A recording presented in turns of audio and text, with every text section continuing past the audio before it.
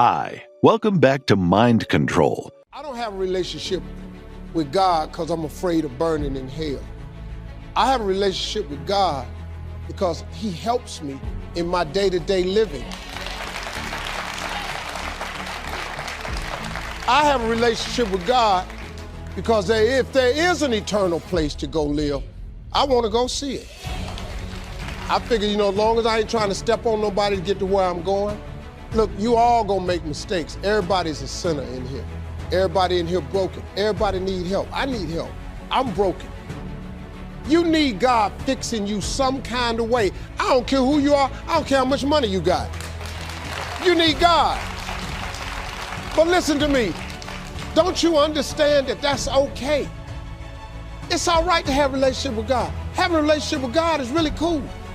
And you're looking at a street dude telling you this. But He changed people, God changed people. If you followed my career any length of time, from the time I was back on the Steve Harvey show, all the way up through the Kings of Comedy, all the way up to 2005, you saw what my life was. But after 2005, He came and He got me. Because He got sick of me, and I got sick of me. See, you know what happened to me in 2005? I got sick and tired of being sick and tired. I was so sick of me. Y'all saw me on TV, y'all saw this money I was making. I was miserable, man. I was at my unhappiest point in life all the way up to 2005. I was miserable. We was Kings of Comedy. The only time I had a good time was when I was on stage. The only time I had a good time, I was in front of the camera. I was with Sid and the boys, we was performing. When I got off that stage, my life was miserable. I was in a pain you would not believe. I was in an abyss, man. I was in a dark place.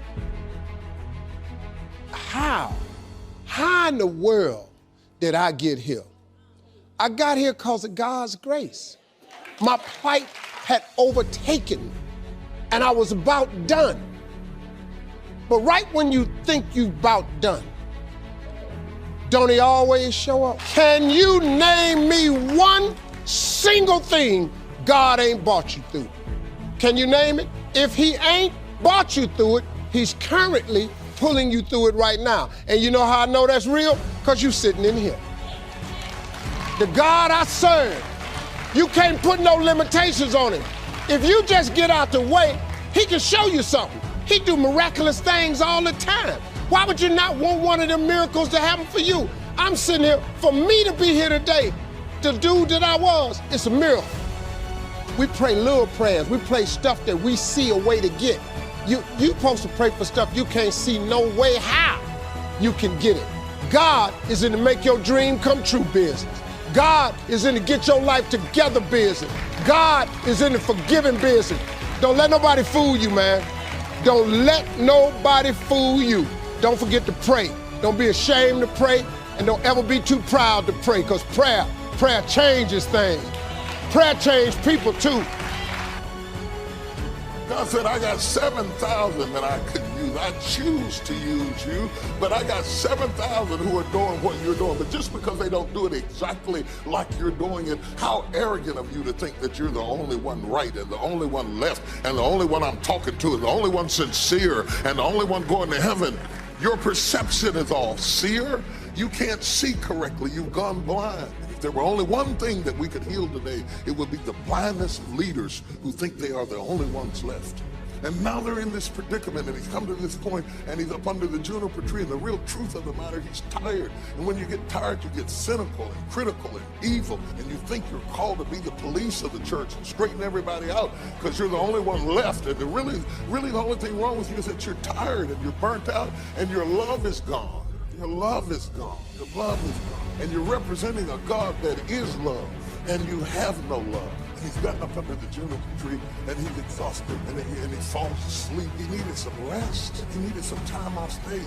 He was burnt out. He didn't know it. He'd been running like crazy. You got to be here at 4 o'clock. You got to be there at 7:30. Hurry up and get dressed, honey. I'm waiting for you in the car. Hurry up, get the key. We got to go. Busy, running faster than horses, chariots, and fire, going at it. And now he's up under the juniper tree, and he's worn out. And God has to send angels to minister to him. God has been a feed and he has not been fed. He is a feeder who has not been fed. Oh, I'm fed, bless God. I spend 5 days a week studying the Word of God. Just as you're studying the Word of God, that means you're being fed. Because a lot of times you're studying the Word of God to feed somebody else. You're cooking, baby. You're not eating.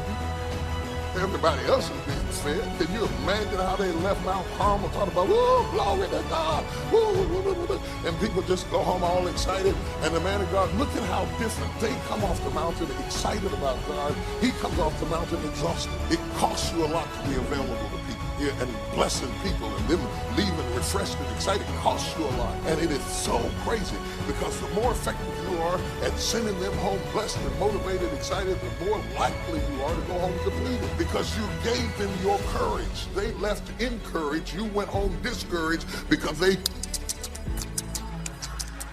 got all the milk out of you. When I was facing some challenges, I had a guy say something to me, and I suggest this is one of the first things that you want to do when you're facing a challenge. You want to get unstuck. Evaluate where you are. Look at it. Assess yourself. Assess yourself and assess the situation. What brought you there? What role did you play? Earl Nightingale had a saying I like. He said, all of us are self-made, but only the successful will admit it.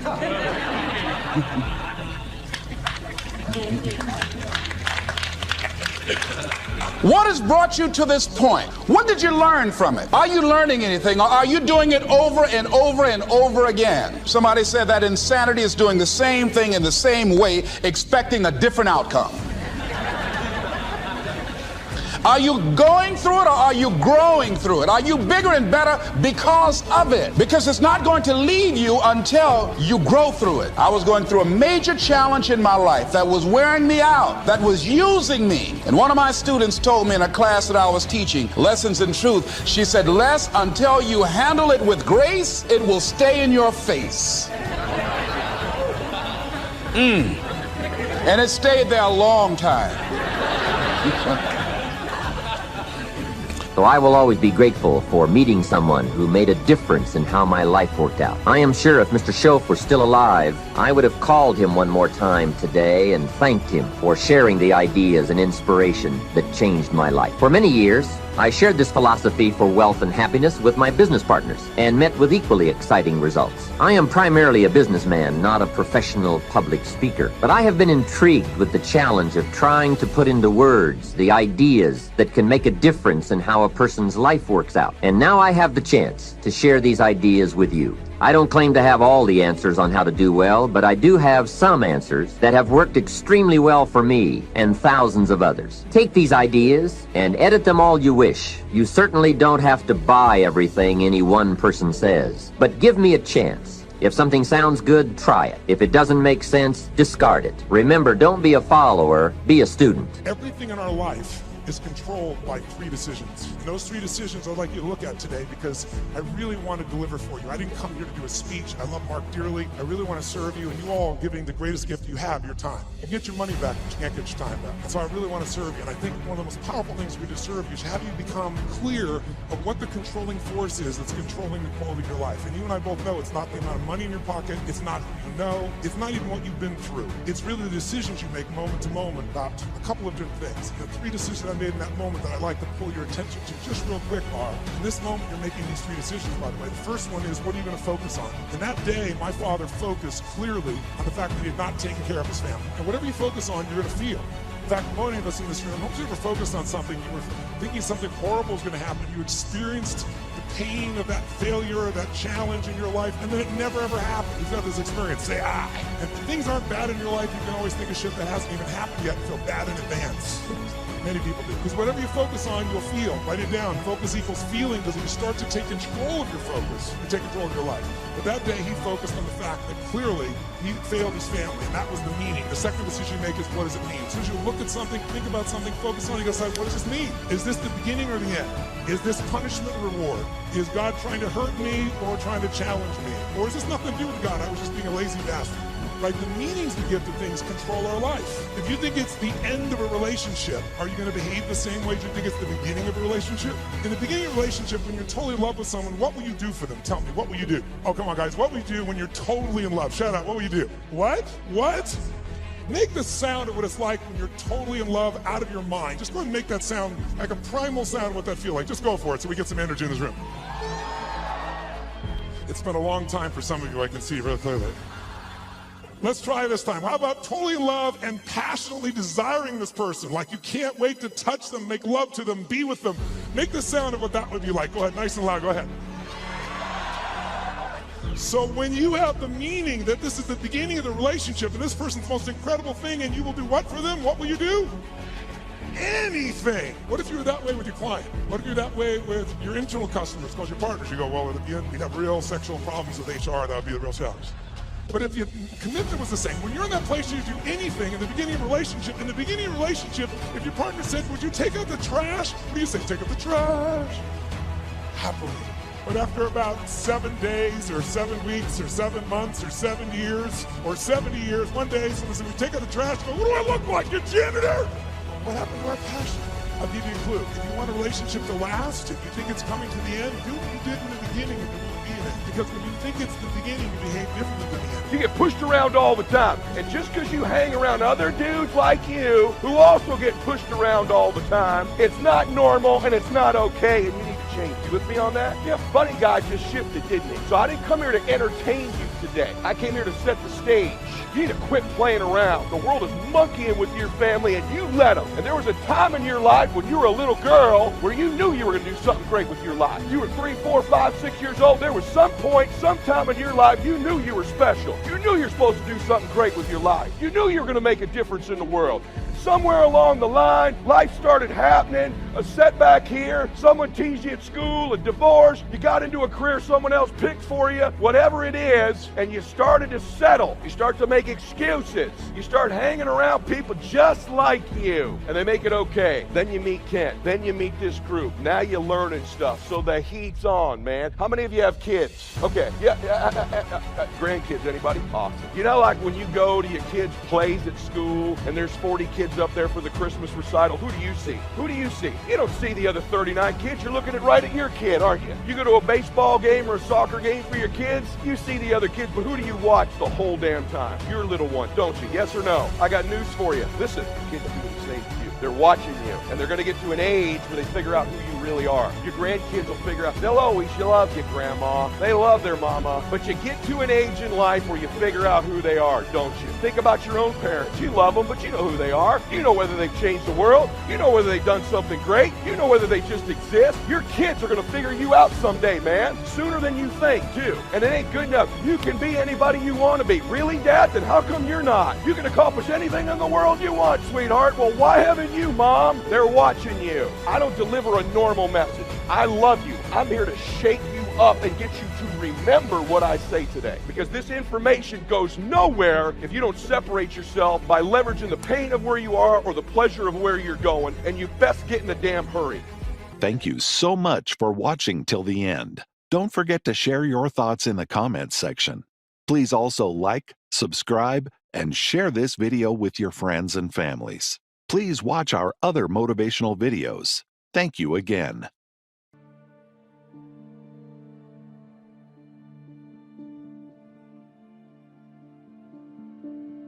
We're going to talk in this session about the exact formula for what creates long-term happiness, what creates unhappiness, what creates suffering, and what the antidotes are, of which there's only 3. How do I know this? I've had the privilege of being with 4 million people now from 100 countries around the world in live seminars, and I've seen everything you can imagine. I mean, from the most successful people in the world to the singularly most challenged people you could possibly imagine. I've dealt with people with multiple personality disorders, 52 different personalities, and how to put them back together. And I've dealt with people with no personality who have a much bigger problem. No matter what the diversity of people I've dealt with and the diversity you've seen in this show, the ultimate question I'm always asking is, how do I help people to break through? The question is, what are you breaking through to? In essence, all of us at some level to feel alive have to always feel like we're growing. When people ask me, what does it take to be happy? I always tell them one word: progress. Progress equals happiness. Even if you're not where you want to be yet, if you're on the road, if you're improving, if you're making progress, you're going to love it. You're going to feel alive. On the other hand, it doesn't matter how successful you are, if you stop growing, you start dying inside. Now, how does this relate to this session on breakthrough? Well, I'll say it's really simple. If you and I want to know what it takes to be happy, we have to understand what is our current blueprint of how our life's supposed to be. Now, what do I mean by blueprint? Well, we have a story in our head of how life's supposed to be. Some people's story is you work hard in school, you become really great, you're a nice person, you're a good person, and then you grow up and you take care of yourself and you find the ideal man and you fall in love and you have a white picket fence and you have 3 perfect children and you live happily ever after. Somebody else's story, the old story was you work really hard in school, you excel in college, you go to work for a big corporation, and you move up through the ranks until you're the president or chairman of the company and you become successful and respected throughout life. These are some old stories. Obviously, the stories that we hear today of what people's lives are supposed to be like are completely diverse. We no longer have these little archetypes, but one archetype still seems to remain.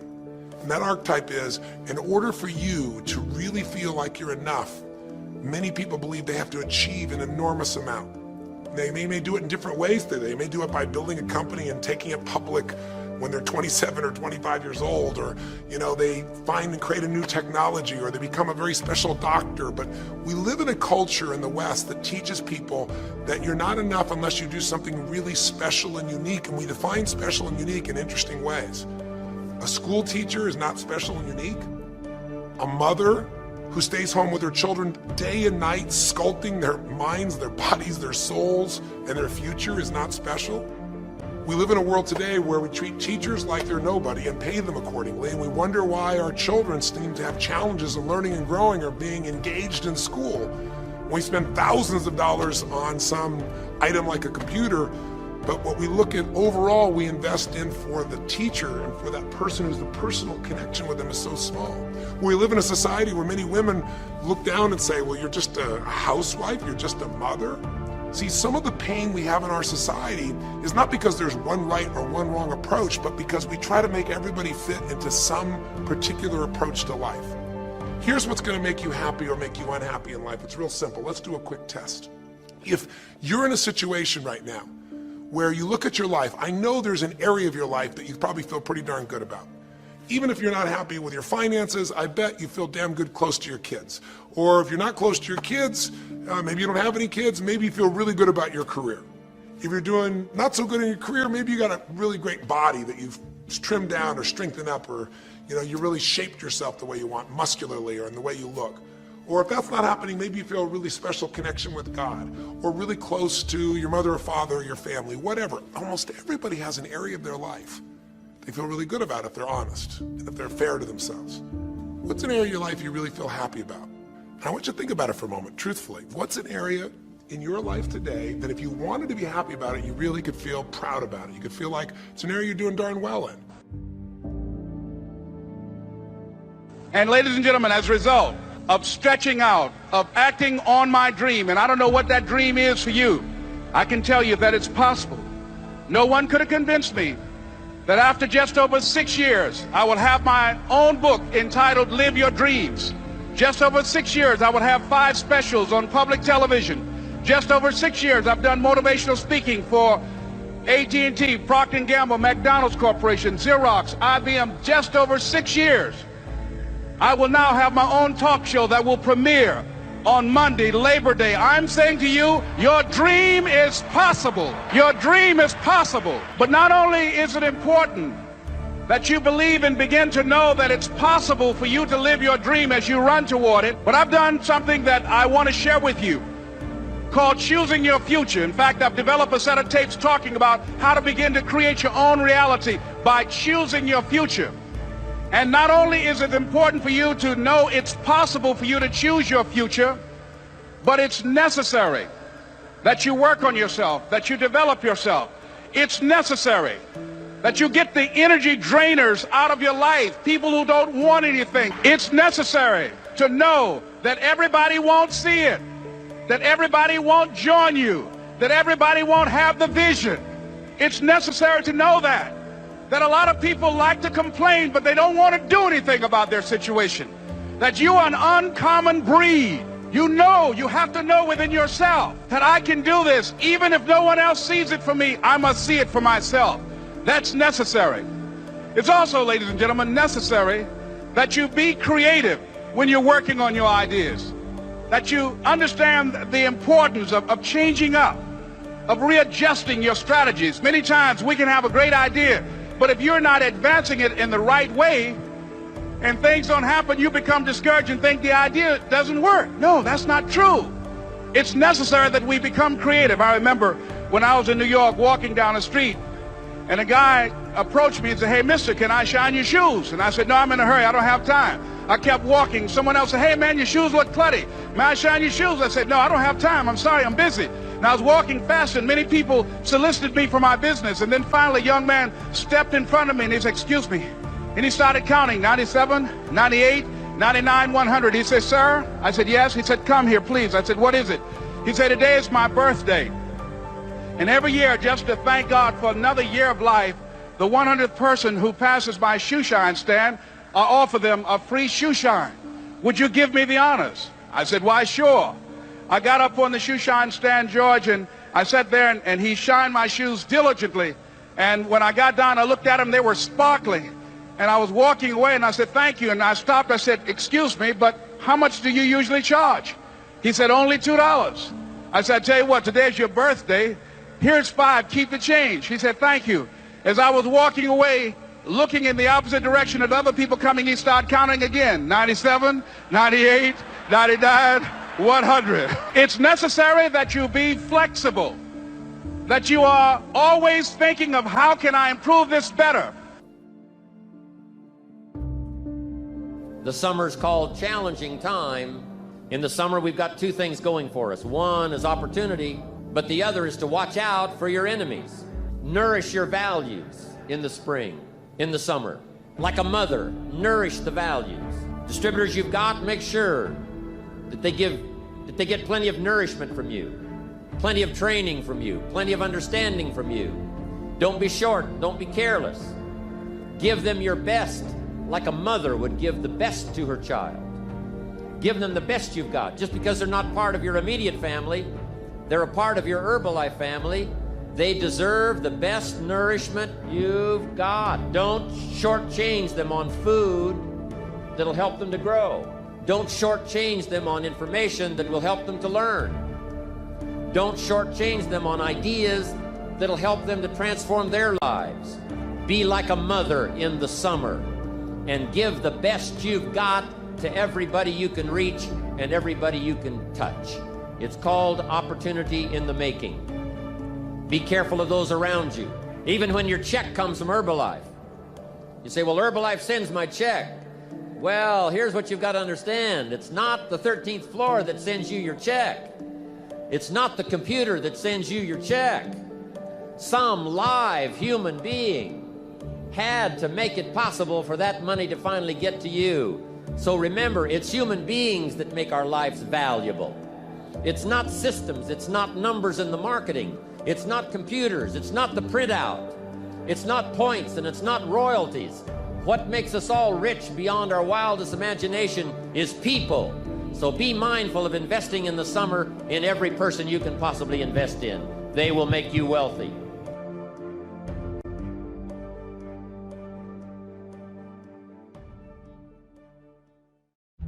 At the end of your feelings is nothing, but at the end of every principle is a promise. Behind your little feelings, it might not be absolutely nothing at the end of your little feelings, but behind every principle is a promise. And some of you in your life, the reason why you're not at your goal right now, because you're just all about your feelings. You're all on your feelings. You don't feel like waking up. So who does? Every day you say no to your dreams, you might be pushing your dreams back a whole 6 months, a whole year. That one single day, that one day you didn't get up could have pushed your stuff back I don't know how long. Wonder what would happen to your life. Now think about it a minute. There's a lot of things you could take from me and I could make it. You could take my suit, I got another one. You could take my car, I could get another one. You could take my house, I could get another house. But when you take my time, you have taken something from me that is totally irreplaceable.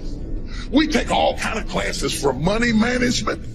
We know how to manage our money. We know how to repair our houses. We're working on our hair and our bodies and all of this kind of stuff. We do everything except the most important thing is to value our time. It takes time to be creative. If you had time, you would be creative. But in the absence of time and with busyness and clutter, the phone ring, y'all got music playing on your phone, all kinds of stuff. And no matter what kind of song you put on it, after a while, you hate to hear it, because every time you hear that sound, you know it's somebody else wanting something else from you that's taking you away from what you are gifted and created. If you want to make your dream become reality, the people that are running at their dreams know that it's possible that you can live your dream, that it's necessary, that you're relentless, that you have a plan of action, that you are creative. The people that are living their dream are finding winners to attach themselves to. The people that are living their dreams are the people that know that if it's going to happen, it's up to them. And they're resolving within themselves, it's not over until I win. The people that are running after their dream know they're going to have hard times. They keep on running because they're saying within themselves, I'm the one, no matter how bad it is or how bad it gets, I'm going to make it. The people that are running after their dreams are the people that are hungry. Hunger is the ultimate driver. Because if you're hungry, you can get the strategy, you can get the answer. If you can't model it, you can find it. Motivation gets you going. Discipline, commitment, strong habits is what gets things done. Commit once. You don't need to commit more than once. You commit once to the thing that you're going to do, and then you do it every single day. That everyday method is one of the most powerful methods for reconstructing your entire life. When you perceive choice, you perceive motivation. You're more motivated. So the deal is, for yourself, sit back and reflect. Be mindful of the choices you have. And talk about being a success seeker rather than a failure avoider. It's all how you talk, how you communicate to yourself and to others. You just can't turn on passion. You can't just turn on the desire to execute a task. It just doesn't work that way. And honestly, that isn't even what motivate means. To motivate actually means to provide a motive, a reason why. When you have a thing that is pulling you through because you're legitimately excited about it, that's when things start to happen. So I find that a lot of times lack of motivation has to do with not structuring your life in a way where you actually care about the outcome. So find that thing, stop judging yourself, because I think everybody at least sees a flicker of interest inside of them, something that they really find interesting and they want to at least explore deeper. Always go to something bigger than yourself. I'm wondering if you've been defeated because you have been giving yourself wholly to something that was too small to hold you. Have you thrust yourself into a glass of water? Yes, sir. Have you leaped off the diving board into a cereal bowl person? Are you not guilty of immersing yourself into things that were too small to hold your vision? My problem is so many times you've thrown big ideas at small people. You've given big commitment to cereal bowl people. And you're trying to get your sight back from a source that's too small to support what you're willing to put in. Is your investment bigger than the bank? You should see the way you're looking at me. Is the reason you keep being disappointed by people is that you have wholly thrown yourself into something that was too small? Don't let that happen. Get aggressive, be vigilant, attack, and destroy the weakness in your head. Go. Everybody wants to do work when they're feeling strong and they're feeling refreshed. But what's more important is when you actually do the work when you're feeling tired and feeling weak and feeling lazy. When you have those feelings, it's even more important to step up and get some. There are areas within myself where I cannot compromise. I have to hold the line. I am going to work hard. I am going to train hard. I am going to improve myself. I am not going to rest on my laurels. I am going to own my mistakes and confront them. I am going to face my demons. I'm not going to give up or give out or give in. I am going to stand. I am going to maintain my self-discipline. There will be no compromise. Not now, not ever. Turn your wounds into wisdom. You will be wounded many times in your life. You'll make mistakes. Some people will call them failures. But I have learned that failure is really God's way of saying, excuse me, you're moving in the wrong direction. Real work is to figure out where your power base is and to work on the alignment of your personality, your gifts that you have to give with the real reason why you're here. That's the number one thing you have to do, is to work on yourself and to fill yourself up and keep your cup full. Keep yourself full. Now, I used to be afraid of that. I used to be afraid, particularly from people who say, oh, she's so full of herself. She's so full of herself. And now I embrace it. I consider it a compliment that I am full of myself. Because only when you're full, I'm overflowing, my cup runneth over. I have so much to offer and so much to give. And I am not afraid of honoring myself. You know, it's miraculous when you think about it. We are busier than any other generation we have seen in the last 300 to 400 years. We are so busy. We are busier than a one-arm wallpaper hanger. We're just busy. You'll get it later. Don't worry about it. It'll hit you in a minute. We are just as busy as we can be, and we think because we're busy, we're effective. But I want you to challenge your schedule for a minute and ask yourself, are you really being effective? Or is your life cluttered with all kinds of stuff that demands you and drains you and taxes you and stops you from being your highest and best self? And are you substituting busyness and all the chaos that goes along with busyness from being effective? Let me tell you, a bunch of scientists got together and they began to do some research, and they began to determine that 80% of the things we do are busy things that we do in an area that is not effective. That the average person only spends 20% of their time doing the thing that they are really gifted at, created at, passionate about, excited to do. And the rest of it is all the dismal, dumb stuff that we all have to do in order to survive. Just crazy stuff that we're doing. Wonder what would happen if we would go from doing 80% of things that are busy but not effective and 20% of the things that are really effective if we would switch those numbers around and only give 20% of our time to the things that we have to do and 80% of our time to the thing that we were created to do.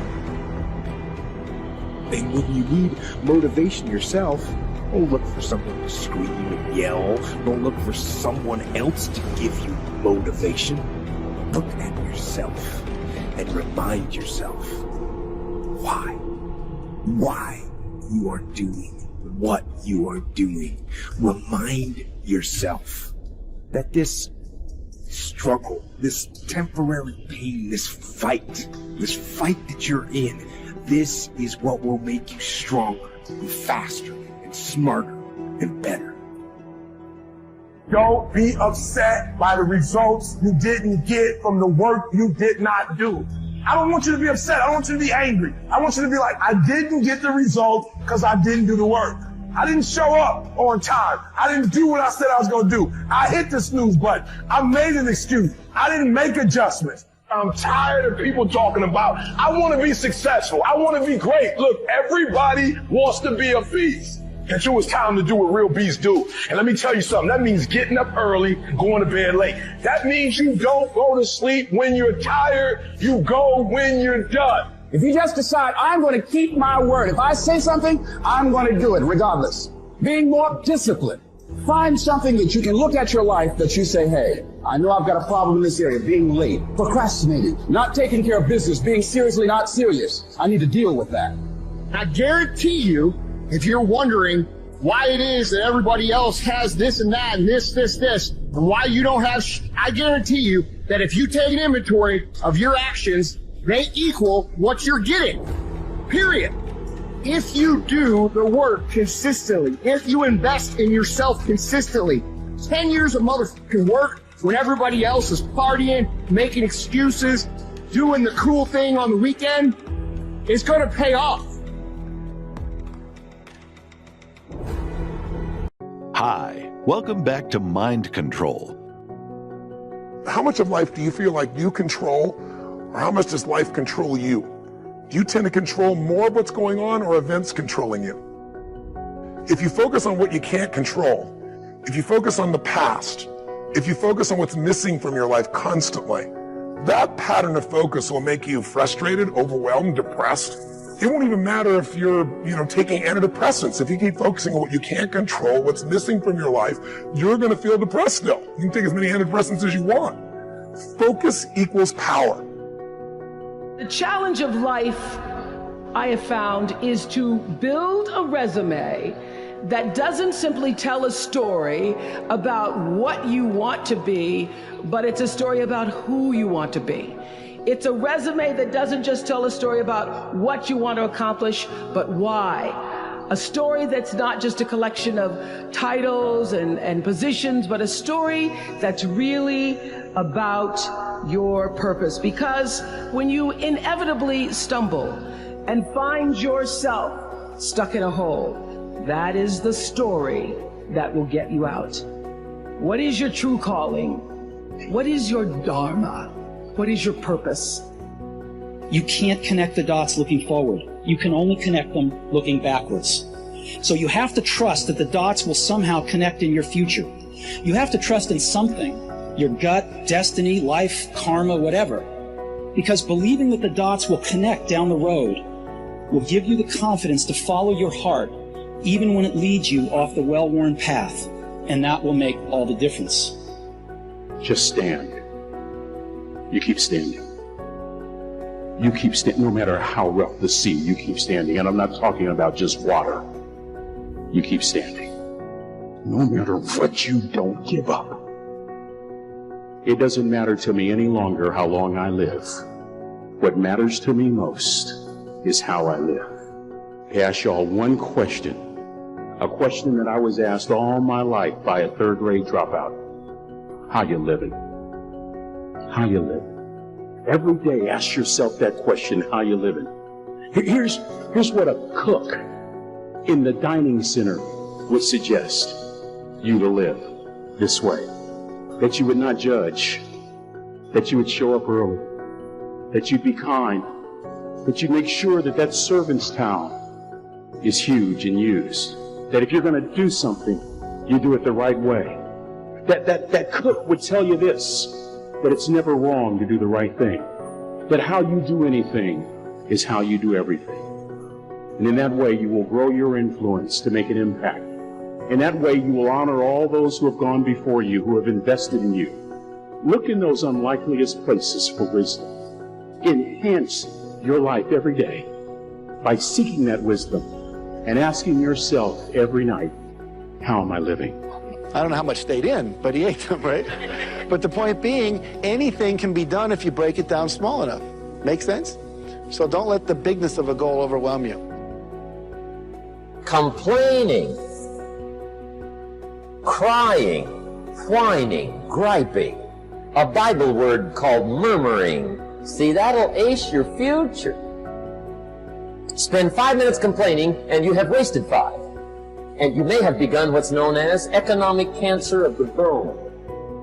Surely they will soon haul you off into a financial desert and there let you choke on the dust of your own regret.